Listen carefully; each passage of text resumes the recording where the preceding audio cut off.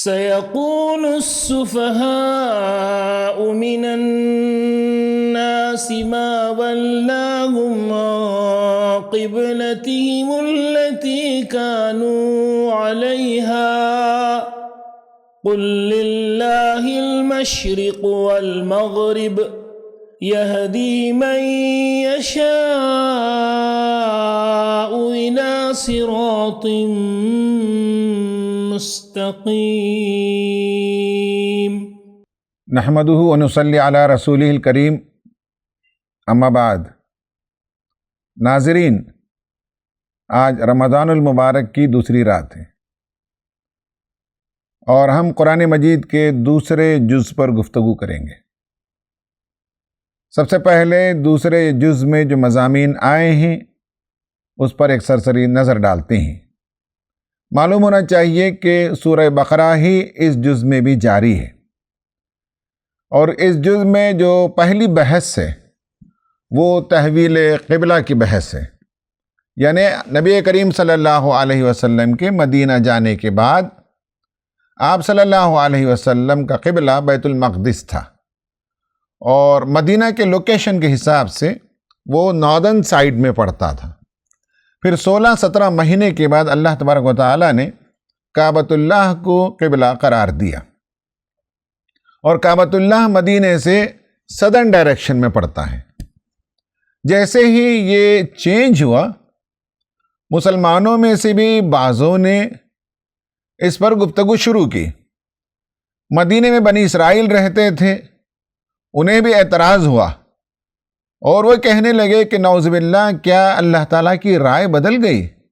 پہلے بیت المقدس کو قبلہ بنایا گیا اور اب کعبۃ اللہ کو قبلہ بنا دیا گیا۔ آپ کو یہ معلوم ہونا چاہیے کہ ان آیتوں کے نزول سے سرداران قریش نے بھانپ لیا کہ آگے کیا ہونے والا ہے، اور اس پر ہم انشاءاللہ آگے گفتگو کریں گے۔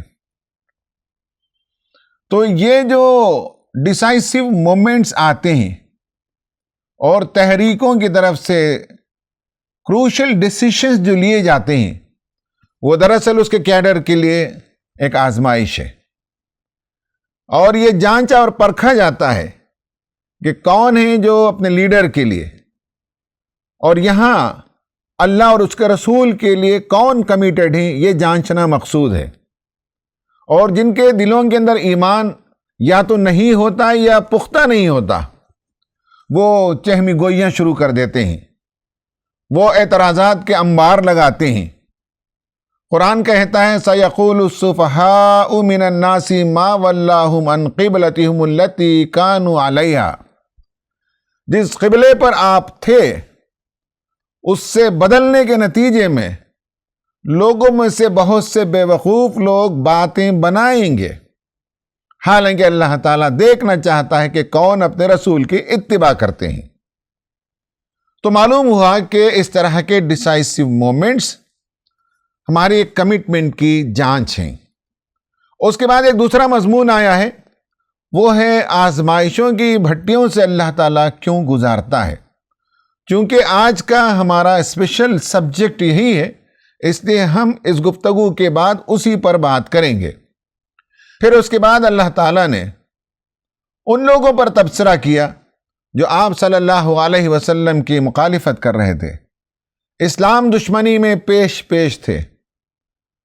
ان کی نفسیات کا تجزیہ کر کے بتایا گیا کہ مسئلہ یہ ہے کہ وہ اپنی عقلوں کا استعمال نہیں کرتے، وہ اپنے لیڈروں کی اتباع کرتے ہیں، ان کی جے جے پکارتے ہیں، ان کی ہر بات پر آمنا و صدقنا کہتے ہیں، بغیر سوچے سمجھے کہ اس کا انجام کیا ہونے والا ہے، اور جو کچھ وہ کر رہے ہیں وہ صحیح ہے یا غلط ہے، اس سے انہیں کچھ لینا دینا نہیں تھا۔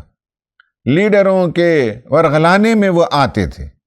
اللہ تعالیٰ نے فرمایا کہ انہیں قیامت کے دن معلوم ہو جائے گا، جب فیصلہ ہو جائے گا اور جہنم میں لیڈروں کو اور ان کے فالوئرز کو جمع کر دیا جائے گا، اور متبعین اپنے لیڈرز کو دیکھ کر غیظ و غضب سے بھڑک اٹھیں گے، نفرت کرنے لگیں گے، لعنت و ملامت کرنے لگیں گے، ان کے خلاف تو تکار کرنے لگیں گے۔ مگر اللہ نے فرمایا کہ اس وقت پچھتانے کا کوئی فائدہ نہیں ہے، یہاں عقل کو استعمال کیا جائے۔ فرمایا کہ جانور صرف اپنے مالک کی آواز کو سنتا ہے، اس کے علاوہ کوئی اور چیز وہ سن نہیں سکتا۔ ان لوگوں کا بھی حال ہے جو حق کا انکار کرتے ہیں، جو حق کو چھپاتے ہیں، وہ اپنے کانوں کا، اپنی آنکھوں کا، اپنے قلوب کا استعمال نہیں کرتے۔ پھر اس کے بعد اللہ تبارک و تعالیٰ نے مومنوں کی شخصیت کے بارے میں یہ بھی بتایا کہ دراصل ان کے پاس ایک مقصد زندگی ہوتا ہے، ایک مشن ہوتا ہے جس کے لیے وہ جیتے اور مرتے ہیں۔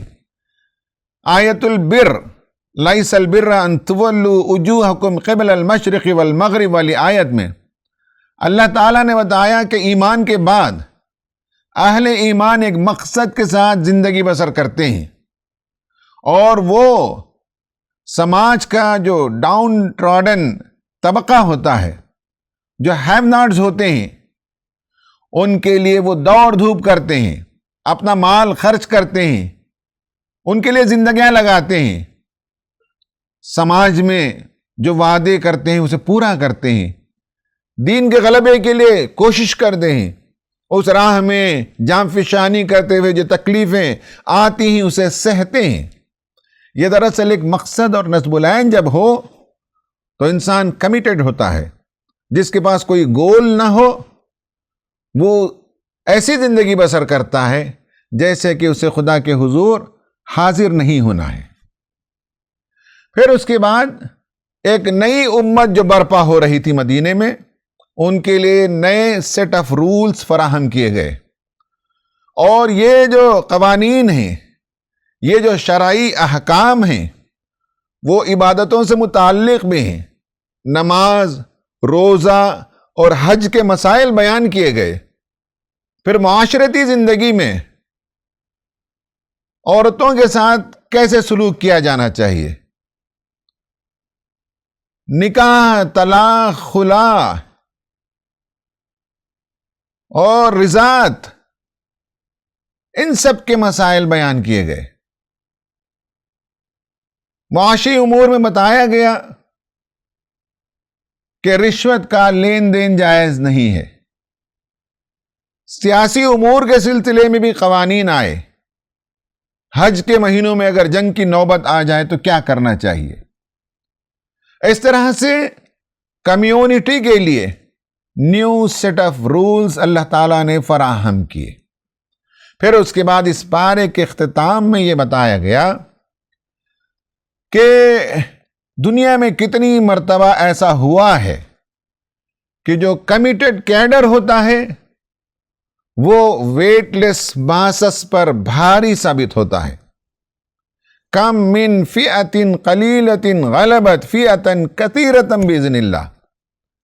بنی اسرائیل کی تاریخ سے طالوت جالوت کا واقعہ بیان کیا اور بتایا اللہ تعالیٰ نے کہ آزمائشوں سے گزر کر، ٹیسٹ اینڈ ٹریبولیشن سے گزرنے کے بعد جو کیڈر کمیٹڈ ہوتا ہے، جس کے پاس ایک گول ہوتا ہے، جو اپنے لیڈر کے ساتھ چلتا ہے، غلبہ دین کے لیے محنت کرتا ہے، اسے اللہ تعالیٰ فتح عطا کرتا ہے۔ اس میں نیومریکل اسٹرینتھ کوئی میٹر نہیں کرتا۔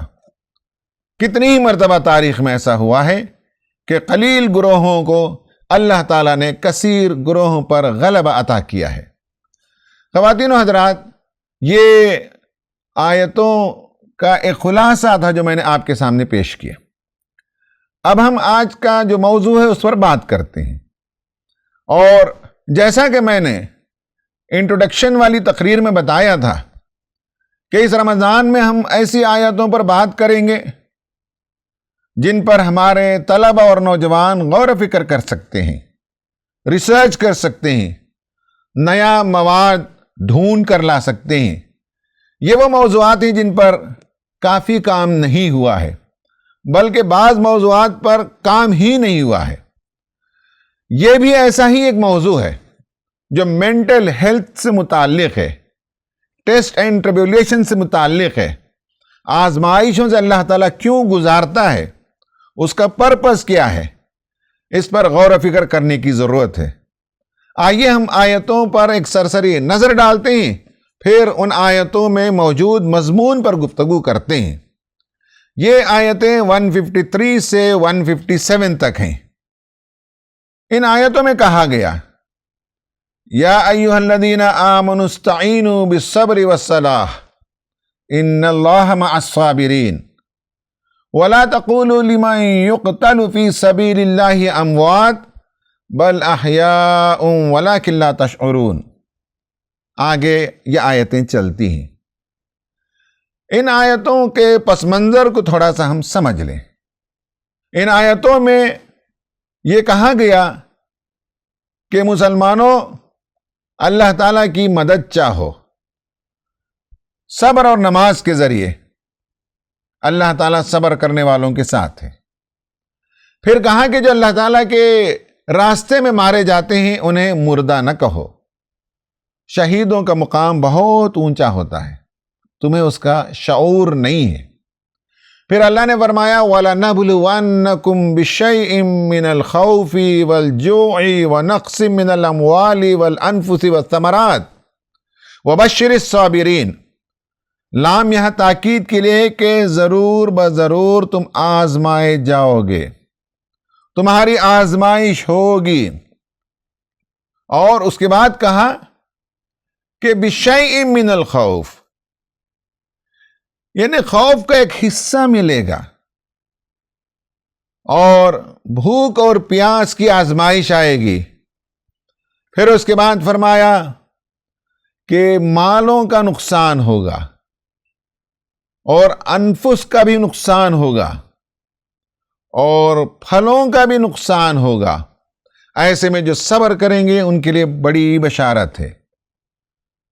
یہ وہ لوگ ہیں جو کہتے ہیں جب ان پر مصیبت آتی ہے انا للہ و انا الیہ راجعون، ہم اللہ تعالیٰ ہی کے لیے ہیں اور ہم اسی کی طرف لوٹ کر جانے والے ہیں۔ اس کے بعد کہا کہ ان پر اللہ تعالیٰ کی طرف سے صلوات، عنایتیں ہوتی ہیں اور اس کی رحمتوں کا نزول ہوتا ہے، اور یہی لوگ سیدھے راستے پر ہیں۔ اس کا پس منظر آپ دیکھیں، آپ صلی اللہ علیہ وسلم مکے سے نکال دیے گئے اور کفار و مشرکین کی دانست میں انہوں نے اسلام کا قصہ ختم کر دیا اور مکے سے انہوں نے نکال دیا۔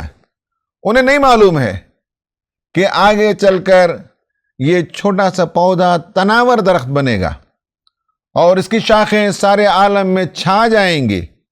انہیں اس کا آئیڈیا نہیں تھا، وہ اپنی دانش میں خوش تھے۔ مدینے کے اطراف بہت سے قبائل آباد تھے۔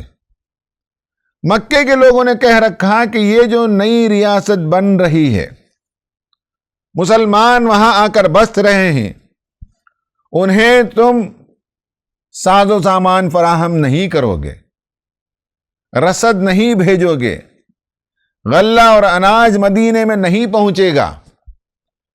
دنیا میں ہر جگہ ایسا ہی ہوتا ہے، جو ٹاؤنز ہوتے ہیں، جو سٹیز ہوتے ہیں، وہاں روزانہ صبح میں ولیجز سے سبزی، ترکاری اور بہت سی ضروریات کے اشیاء وہاں پہنچتے ہیں۔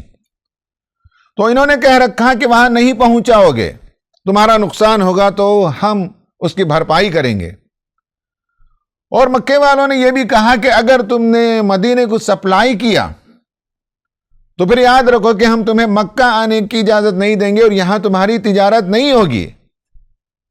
عرب کے لوگوں کے لیے مکہ پہنچنا بہت ضروری ہوتا تھا۔ جو حرام مہینے ہوتے تھے عمرہ اور حج کے، اس میں میلہ لگتا تھا، اس میں تجارت ہوتی تھی۔ تو مدینے کے اطراف جو قبائل آباد تھے انہوں نے اکنامک بائیکاٹ کر دیا، معاشی طور پر ایمبارگو لگا دیا، سامان مدینے کو نہیں پہنچ رہا تھا۔ دوسرا یہ ہوا کہ نبی کریم صلی اللہ علیہ وسلم پر جان کے حملے ہونے کے اندیشے بھی تھے اور ایک دو حملے بھی ہوئے تھے۔ حضرت علی رضی اللہ تعالیٰ عنہ اور ان کی ایک ٹیم 24/7 پہرا دیتی تھی، اور ایک کھمبا آج بھی مسجد نبوی میں ہے جس پر لکھا ہوا ہے کہ یہ وہ جگہ ہے جہاں حضرت علی رضی اللہ تعالیٰ عنہ پہرا دیتے تھے. پھر اللہ تعالیٰ نے بعد میں کہا کہ ہم ان کی حفاظت کریں گے، تو وہ جو سیکیورٹی سسٹم تھا اسے ڈسمینٹل کر دیا گیا. نبی صلی اللہ علیہ وسلم کے مویشی کو آ کر ہانک کر لے جاتے تھے. قبائل کے درمیان کبھی اڑپ جھڑپ ہو جاتے اور اس میں کچھ نقصان بھی ہوتا تھا. پھر سبزی ترکاری پھلوں کا آنا بند ہو گیا. اب آپ ان آیتوں کے ایک ایک لفظ پر غور کیجئے. وہ الفاظ ایسے ہی روانی میں بیان کیے ہوئے الفاظ نہیں ہیں، ایک ایک لفظ اپنی جگہ فٹ ہے. وَلَنَبْلُوَنَّكُمْ بِشَيْءٍ مِّنَ الْخَوْفِ، خوف جو ہے فیئر، وہ آدمی کے سروائیول انسٹنکٹ کے لیے ضروری ہے، جان کی حفاظت کے لیے. اگر وہ خوف نہ ہوتا تو انسانی جانیں ضائع ہو جاتی. جانوں کو بچانے کے لیے اس کا خوف ہونا، پھر اس کے لیے تدارک کرنا، اور یہاں مدینہ کو چوطرفہ حملہ ہونے کا اندیشہ. والجوع، جب ریکوائرڈ اماؤنٹ آف اناج اور دانہ اور کھانے پینے کے جو اشیاء خرد و نوش موجود نہ ہو، تو لازمی بات ہے کہ بھوک و پیاس کی آزمائشیں آئیں گی. اس کے بعد کہا کہ وَنَقْصٍ مِّنَ الْأَمْوَالِ، مویشیاں دراصل اس زمانے میں لوگوں کے سیونگز ہوتے تھے، کیپٹل ہوتے تھے، ان کا مال ہوتا تھا، اس کا بھی نقصان ہو رہا تھا. اور جب مختلف لٹیرے آ کر مدینے میں حملہ کرتے تو یہاں سے اصحاب صفہ سے صحابہ کرام رضوان اللہ تعالی علیہم اجمعین اس کا دفاع کرتے، بلکہ ان کا تعاقب کرتے. اس میں کچھ لوگ زخمی بھی ہو جاتے، اور پھل اور ترکاری کا آنا بند ہو گیا. تو یہ اس وقت کے گیون سچویشن میں جو ٹرائلز تھے، جو ٹریبولیشنز تھے، جو افتاد آ رہی تھی، جو مصیبتیں آ رہی تھی، جو مشکلات آ رہی تھی، اس کا بھی ذکر ہے. اور مسلمانوں کو مینٹلی پریپیئرڈ کیا گیا کہ آئندہ آنے والا زمانہ اور سخت ہونے والا ہے. ان آیتوں کے نزول کے کچھ ہی دنوں کے بعد جنگ بدر واقع ہوئی. اس کے بعد اور 3-4 سال تک آزمائشوں کا سلسلہ طویل ہوتا گیا. اس وقت تک کوئی جنگ نہیں ہوئی تھی، اس وقت تک کوئی شہید نہیں ہوئے تھے، لیکن اللہ تعالیٰ نے تربیت کے لیے یہ آیتیں نازل کی اور کہا کہ مینٹلی پریپیئرڈ رہنا چاہیے. خدا کے راستے میں کوئی شہید ہو جائے تو وہ سستا سودا ہے. امام ابن قیم جوزی رحمت اللہ علیہ نے لکھا ہے کہ مرنے والوں کی روحوں کو یا تو لے جا کر علین میں رکھ دیا جاتا یا سجین میں رکھ دیا جاتا، لیکن شہید ہی وہ واحد گروپ ہے جن کی روحوں کو نہ علین کی طرف لے جایا جاتا نہ سجین کی طرف، بلکہ اللہ تعالیٰ کے عرش کے سائے تلے سونے کے چراغاں شینڈلیئرز ہوتے ہیں، ان میں ہرے پرندے ہوتے ہیں، ان پرندوں کے پیٹوں میں شہیدوں کی روح کو رکھا جاتا ہے، اور یہ پرندے صبح شام جنت کی سیر کرتے ہیں، وہاں کے دانہ پانی سے سیراب ہوتے ہیں، اور پھر شام میں وہ عرش کے سائے تلے آ کر آرام کرتے ہیں. دیکھیں، نہ ہم عرش جانتے ہیں، نہ زندگی بعد موت کی وہ احوال جو قیامت کے قائم ہونے سے پہلے ہے، اس سے ہماری واقفیت نہیں ہے. یہ متشابہات میں سے ہیں. میٹافورک لینگویج میں، تمثیلی زبان میں نبی صلی اللہ علیہ وسلم نے یہ سب باتیں بیان کی، جسے امام ابن جوزی نے اپنی کتاب میں مرتب کیا ہے. تو معلوم ہوا کہ شہید اگر کوئی ہو جائے تو وہ بہت اونچا مقام پاتا ہے. آدمی پلڑے میں رکھ کر دیکھے کہ ایک طرف مصیبتیں، مشکلات، یہاں تک کہ شہادت ہو جائے، اور ایک طرف اس کا ریوارڈ اللہ تعالیٰ کی طرف سے عنایتیں اور صلوات، اس کی رحمتیں ہوں. ان دونوں کا کمپائر کرے تو کوئی حصار اور شمار نہیں. ہماری محنتیں، ہماری کوششیں، ہماری قربانیاں اللہ تعالیٰ کے انعامات کے سامنے ہیج ہیں. بے شمار انعامات انتظار کر رہے ہیں. یہ ذہنی طور پر مسلمانوں کو تیار کیا گیا. اور یہ تربیت کے لیے ضروری ہے کہ قربانی جو نہیں دیتے وہ دراصل کمیٹڈ نہیں ہوتے. جو آدمی جس چیز کے لیے قربانی دیتا ہے وہ چیز محبوب ہو جاتی ہے. بچے ہیں، ان کے لیے آدمی قربانی دیتا ہے، مالی قربانی دیتا ہے، نیند کی قربانی دیتا ہے، جان فشانی کرتا ہے، بچے اس کے لیے محبوب ہوتے ہیں. بچوں کو کوئی تکلیف ہوتی ہے تو ماں باپ کا دل اضطراب اور بے چینی کے عالم میں ڈوب جاتا ہے.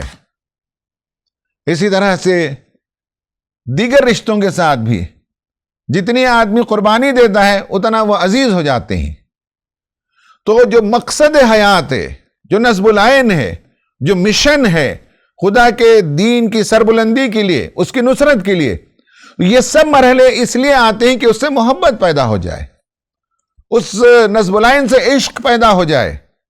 اور جو آدمی نصب العین کے لیے قربانی نہیں دیتا اس کی وقت نہ اس کی نگاہ میں ہوتی ہے نہ دنیا والوں کی نگاہ میں ہوتی ہے. دنیا والے بھی جانتے ہیں کہ یہ اپنے مشن میں کمیٹڈ نہیں ہے. جب قربانی دیتا ہے تو لوگ سمجھتے ہیں کہ کوئی بڑا مقصد ہے، کوئی عظیم شے ہے جس کی خاطر یہ اپنی جان کا نذرانہ پیش کر دیتے ہیں، لیکن کمپرومائز کے لیے تیار نہیں ہوتے. یہ گھٹنوں کے بل جھکتے نہیں، یہ دبتے اور بکتے نہیں. تو قربانی سے پتہ چلتا ہے، آزمائش سے معلوم ہوتا ہے کہ اللہ تعالیٰ جب آزماتا ہے تو اس مشن سے محبت پیدا ہوتی ہے. یہ تو ان آیتوں کے اندر اللہ تعالیٰ نے جو باتیں بیان کی وہ میں نے آپ کے سامنے پیش کی ہیں. اب ہم آتے ہیں یہ جو ٹیسٹ، جو مصیبتیں آتی ہیں، یہ جو مسائل آتے ہیں، یہ جو تربیت کے مرحلے سے اللہ تعالیٰ گزارتا ہے، یہ اس لیے ہوتا ہے کہ انسان یا مسلمان یا اہل ایمان نکھر جائیں، ان کی شخصیت سنور جائے، ان کی شخصیت سازی ہو. اور ان کی شخصیت سازی میں یہ کلیہ، یہ پرنسپل بہت امپورٹنٹ ہے، انا للہ و انا الیہ راجعون. یہ مینٹل ایٹیٹیوڈ ہے جو انسان کو مینٹل ہیلتھ عطا کرتا ہے، جس کے ذہن میں یہ بات نہیں ہے کہ ہم اللہ تعالیٰ ہی کے ہی اور اللہ تعالیٰ ہی کی طرف لوٹ کر جانے والے ہیں. وہ جب آزمائشیں آتی ہیں تو مینٹل بیلنس کھو دیتے ہیں، اینگزائٹی اور ڈپریشن کے شکار ہو جاتے ہیں، بہت سی بیماریوں کا شکار ہو جاتے ہیں. لیکن یہ تھاٹ، یہ آئیڈیا، یہ پرنسپل انسان کو مینٹل ہیلتھ عطا کرتا ہے. یہ وہ بات ہے جس پر ہمارے نوجوانوں کو غور کرنے، اسٹڈی کرنے اور اس پر ریسرچ کرنے کی ضرورت ہے. مشکلیں جب آتی ہیں تو ہمیں تکلیف ہوتی ہے، ہمیں بہت سے غلط ناموں سے یاد کیا جاتا ہے. دنیا میں کوئی بھی واقعہ ہو جائے تو بلا ثبوت اسلام اور مسلمانوں کے سر تھونپ دیا جاتا ہے. Friday prayers in Rotherham were conducted under the gaze of the police, just in case of trouble. After all, Muslims here stand accused. It is targeting Muslims with prejudice. کبھی بنیادی حقوق تک سے محروم کر دیا جاتا ہے، کبھی دوسرے یہ طے کرتے ہیں کہ ہماری عبادتیں کیسی ہوں، ہم عبادتوں کو لوگوں کو کیسے جمع کریں، ہم کیا کھائیں، کیا پہنیں، ہماری زندگی کیسی ہو. یہ سب مشکلیں آتی ہیں اور یہی کمٹمنٹ کا ایک ٹیسٹ ہے. اسی سے جانچا جاتا ہے کہ کون ہے جو اللہ تعالیٰ کے لیے کمیٹڈ ہیں. یہ بھی ہم پر سے گزرتا ہے. اور کبھی فزیکل اٹیکس ہوتے ہیں، کبھی معاشی نقصان ہوتا ہے، اکنامک بائیکاٹ کی باتیں ہوتی ہیں، اور ذاتی زندگی میں بھی انسانوں کو آزمائشیں آتی ہیں. یہ سب کیوں آتی ہیں؟ اس کے پیچھے کیا پرپز ہے؟ پرپز یہ ہے کہ ایک فلٹریشن پروسیس ہے، اور یہ جو ابتلا ہے، یہ جو آزمائش ہے، جب آتی ہے تو اس سے ایک فلٹر پروسیس کے ذریعے سے سماج میں لوگوں کو جانچ لیا جاتا ہے. قرآن کہتا ہے احسب الناس ان یترکوا ان یقولوا آمنا وہم لا یفتنون. کیا لوگوں نے یہ سمجھ رکھا ہے کہ انہوں نے کہا کہ ہم ایمان لے آئے اور ان کی آزمائش نہیں ہوگی؟ آزمائش کے ذریعے سے دو گروپ پیدا ہوتے ہیں. ایک وہ ہوتا ہے جو پرفارمرز کا ہوتا ہے، ایکٹیوسٹ کا ہوتا ہے، جوہدکار ہوتے ہیں، اور ایک وہ ہوتے ہیں جو نان ایکٹیوسٹ ہوتے ہیں. ابھی کووڈ کا زمانہ گزرا، اس میں آپ نے دیکھا کہ جب مصیبت آتی ہے تو اس میں سے کئی ایکٹیوسٹ پیدا ہو گئے، اور جو لوگ زندگی کو کسی بڑے مقصد کے لیے کمٹ نہیں کرتے وہ نان ایکٹیوسٹ ہی رہتے ہیں، فری رائڈرز ہی بنے رہتے ہیں. لیکن ایکٹیوسٹ اس سے نکلتے ہیں، جوہدکار اس سے نکلتے ہیں، اور میدان عمل میں کام کرنے والے لوگ نکلتے ہیں جب پریشانیاں آتی ہیں، مصیبتیں آتی ہیں. آزمائشوں کی ایک وجہ یا اس کا ایک نتیجہ یہ ہے کہ سماج میں سے، کمیونٹی میں سے بیسٹ آف دا پیپل کو اللہ تعالیٰ چنتا ہے. ہندوستان میں بھی مسلمانوں کی شہریت کو خطرہ لاحق ہوا، یا کووڈ کا زمانہ آیا، یا فسادات کے زمانے آئے، ان سب میں آپ نے دیکھا کہ سماج میں سے ایک نیا طبقہ ابھرتا ہے. نوجوان بھی آگے آتے ہیں، خواتین بھی آگے آتی ہیں. یہ دراصل یہ ٹیسٹ، یہ آزمائشیں پرپسفل ہوتی ہیں، بامقصد ہوتی ہیں، اور یہ اس کا مقصد ہے کہ کمیونٹی میں سے، سماج میں سے بہترین لوگوں کو چن لے اور منتخب کر لے اپنے کام کے لیے. آزمائشیں جب آتی ہیں تو اس سے خود ہماری زندگیوں میں بھی پازیٹیو چینج آتا ہے. لوگ اپنے رویوں پر غور کرتے ہیں، اپنے عادت و اطوار کو بدلتے ہیں، اپنے ایٹیٹیوڈ کو بدلتے ہیں، اور افراد کو بھی ذاتی طور پر جو چیلنجز آتے ہیں وہ ٹیلر میڈ ہوتے ہیں.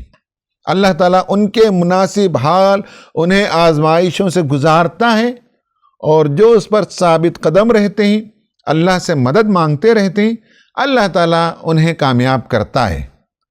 اور آزمائشوں کا ایک ریزن یہ بھی ہے کہ سماج کا ضمیر جب مردہ ہو جاتا ہے تو اسے بیدار کرنے کے لیے بھی یہ پریشانیاں آتی ہیں. میں آپ کے سامنے یہ بتانا چاہوں گا کہ قریب میں ایک ریسرچ ہوا جس سے معلوم ہوتا ہے کہ پہلے سماج میں ڈی جنریشن ہوتا ہے، اجتماعی ضمیر مردہ ہو جاتا ہے، اور لوٹ کھسوٹ عام ہو جاتا ہے.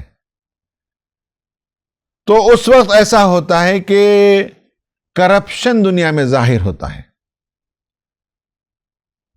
بیماریاں آتی ہیں، اور انسان دیکھنے لگتا ہے کہ اس ایٹیٹیوڈ کے نتیجے میں دنیا کی صورتحال یہ بدل گئی.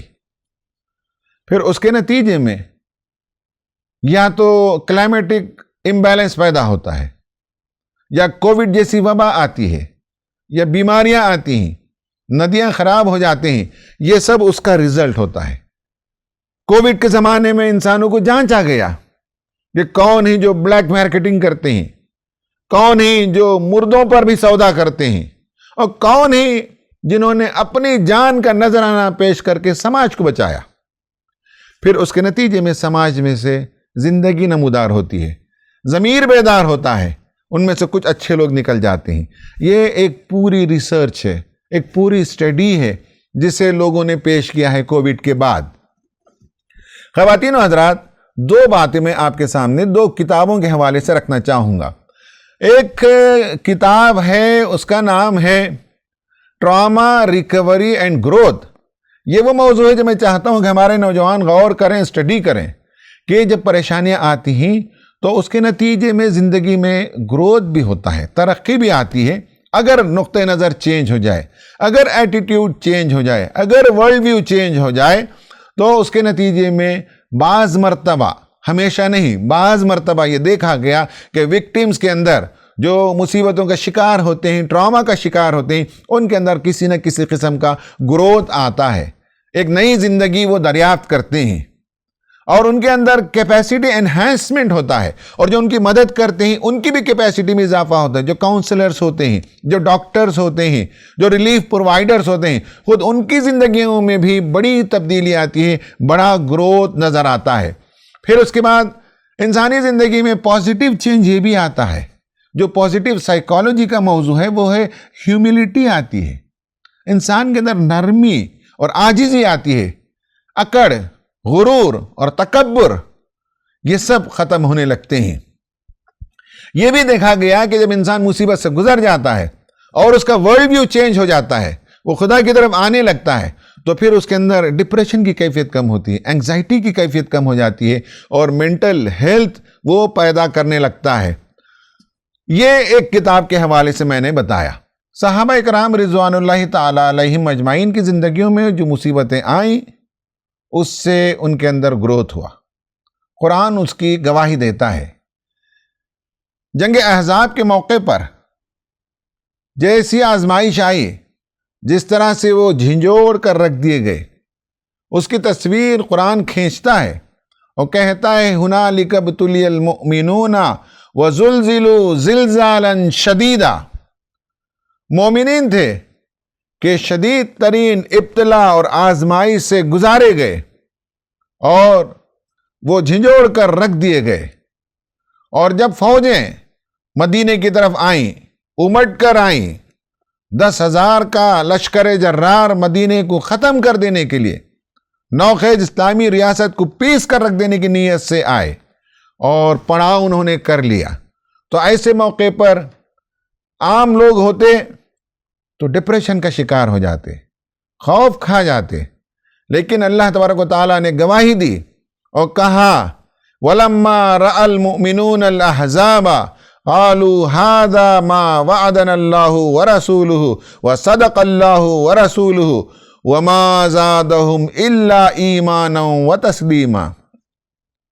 دیکھ لیجئے، اللہ نے بتایا کہ جب یہ فوجیں آئیں تو صحابہ کرام نے دیکھا تو کہا کہ یہ اللہ تعالیٰ کا وعدہ ہے جو سچا ہو رہا ہے، یہ رسول صلی اللہ علیہ وسلم کی باتیں تھیں جو سچی ثابت ہو رہی ہیں، اور ان آزمائشوں کے نتیجے میں ان کا ایمان بڑھ گیا، ان کی تسلیم و رضا کی کیفیت بڑھ گئی۔ یہ ایک پہلو ہے جس پر کام کرنے کی ضرورت ہے کہ ایمان کیسے بڑھ جاتا ہے مصیبتوں کے زمانے میں، ایڈورسٹیز کے زمانے میں۔ ایڈورسیریل گروتھ اس کو کہتے ہیں، یعنی جب پریشانیاں آتی ہیں، جب مصیبتیں آتی ہیں تو اس میں شخصیت سازی کیسے ہوتی ہے۔ ایک اور کتاب ہے جس کا نام ہے ٹراما اینڈ ٹرانسفارمیشن، اس میں یہ بتایا گیا کہ کووڈ کے زمانے میں سب سے زیادہ لوگوں نے جو سرچ کیا وہ پریئرز، وہ دعائیں، وہ ہیلنگ۔ یہ بھی معلوم ہوا کہ اس کے نتیجے میں آرگنائزیشنز کے اندر نیا تھاٹ پروسیس شروع ہوا، اسٹریٹجک پلاننگ شروع ہوئی، نئے میتھڈز کو اڈاپٹ کرنے کی عادت پیدا ہوتی ہے۔ مصیبتوں کے زمانے میں انٹر فیتھ ڈائیلاگ کا بھی ماحول پیدا ہوتا ہے، خاندانوں میں، گھروں میں ریلیشن شپ بیٹر ہوتے ہیں۔ جب کسی گھر میں افتاد آتی ہے، جب کسی گھر میں مصیبتیں آتی ہیں، جب کوئی آزمائش سے گزرتا ہے تو وہاں رشتوں کے اندر بھی مضبوطی آتی ہے، استحکام پیدا ہوتا ہے۔ یہ وہ باتیں تھیں جو مجھے آج آپ کے سامنے بیان کرنی تھی کہ ان آزمائشوں کے نتیجے میں انسان کے اندر ترقی آتی ہے۔ یہ جو جملہ اللہ تعالیٰ نے فرمایا اِنَّا لِلَّهِ وَإِنَّا إِلَيْهِ رَاجِعُونَ، ہم اللہ تعالیٰ کے لیے ہیں، ہماری مکمل ذات اللہ تعالیٰ کے لیے ہے، ہماری ٹوٹل پرسنالٹیز اللہ تعالیٰ کے لیے ہیں، ہماری سوچ، ہمارے جذبات، ہماری جان، ہمارا مال، ہمارے تمام پوسیشنز، ہمارے پاس سب کچھ ہے وہ اللہ تعالیٰ ہی کا ہے، اور اگر ختم ہو جائے، جان چلی جائے، مال کا نقصان ہو جائے یا کوئی اور تکلیف بھی آ جائے تو لوٹنا تو اسی کے پاس ہے۔ وہ اگر راضی ہو جائے تو اس سے بہتر اور کس بدلے کا انتظار مومن کر سکتا ہے؟ اس سے بڑی خوش قسمتی اور کیا ہو سکتی ہے؟ خواتین و حضرات، آخر میں آپ کے سامنے 3 سوالات رکھنا چاہتا ہوں جو آج کا کی انفرنس ہے۔ وہ یہ ہے کہ جب پریشانیاں آتی ہیں، آزمائشیں آتی ہیں، تو ایک تو وہ گروپ ہوتا ہے جو کوئٹرز کا ہوتا ہے، میدان چھوڑ دیتا ہے، آزمائشوں کے سامنے گھٹنے ٹیک دیتا ہے، شکست کھا جاتا ہے، ماری کا سر نہیں کر سکتا، چیلنجز کا مقابلہ نہیں کر سکتا۔ دوسرا گروپ ہے کیمپرز کا جو خاموش ہو جاتا ہے، اور تیسرا ہے کلائمبرز کا کہ ناموافق حالات میں، نامساعد حالات میں، جہاں تعصب کا لاوا ابل رہا ہو، جہاں نفرتوں کے سوداگر عام ہوں، ایسے زمانے میں بھی دین کے لیے وہ آگے بڑھ رہے ہوں، خدا کا کلمہ لوگوں کے سامنے پیش کر رہے ہوں اور قرآن کا پیغام انسانوں کے سامنے عام کر رہے ہوں، وہ کلائمبرز ہوتے ہیں۔ آپ کوئٹرز میں سے ہیں، کیمپرز میں سے ہیں یا کلائمبرز میں سے؟ یہ سوال پر آپ غور کریں۔ اللہ سے دعا ہے کہ اللہ تعالی ہمیں آزمائشوں میں مبتلا نہ کرے، ہمارے اندر اتنی سخت اور اتنا بل بوتا نہیں ہے، اور اگر اللہ تعالیٰ کی طرف سے آزمائشیں آ جائیں تو ثابت قدم رہنے کی توفیق عطا فرمائے، اور اس کے نتیجے میں اللہ تعالیٰ ہمیں دنیا اور آخرت کی بھلائیاں عطا فرمائے۔ آمین وآخر دعوانا ان الحمدللہ رب العالمین۔